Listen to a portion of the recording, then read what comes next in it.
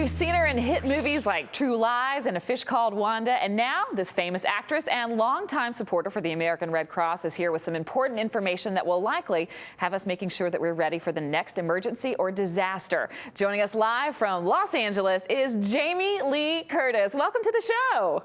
Thank you so much. I'm happy to be here in the estrogen posse.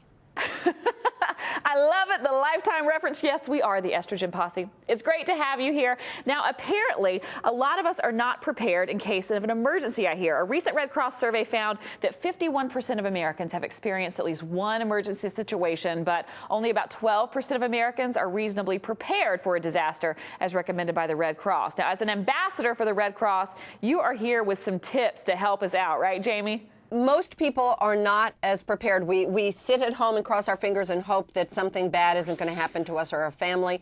And of course, things happen. Now, in an emergency situation, what does the Red Cross actually recommend that people do? The key thing that the Red Cross suggests is that you create a kit and a plan, a family plan for an emergency and a kit to help you survive the emergencies. Oh, okay. So if we have a kit, what items do we need to put in it? Most important is water. The Red Cross suggests you have a gallon of water per person per day and at least a week of water. That's a lot of water. Most people don't have it. You want a really good first aid kit because if there are minor injuries, you want to be able to take care of those so that you don't have to tax the hospitals because they're dealing with the bigger injuries. Of course, you want food, granola bars, juice for your children, for yourselves. You want to make sure you have something to eat. Very important, a radio.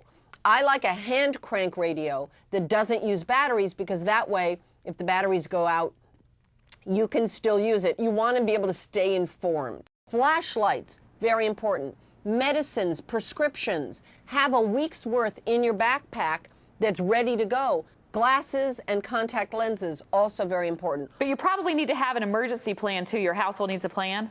The plan is an evacuation plan in your home or a family plan of what we're going to do in an emergency. We've all heard predictions about the H1N1 or what people are calling the swine flu becoming more prevalent this fall. So can you give us some tips on what people can do to avoid getting sick in these situations? You know, I'm not here to tell you how to avoid getting sick. I mean, obviously washing your hands, you know, hot soapy water, long time under the hot soapy water, right. Very important.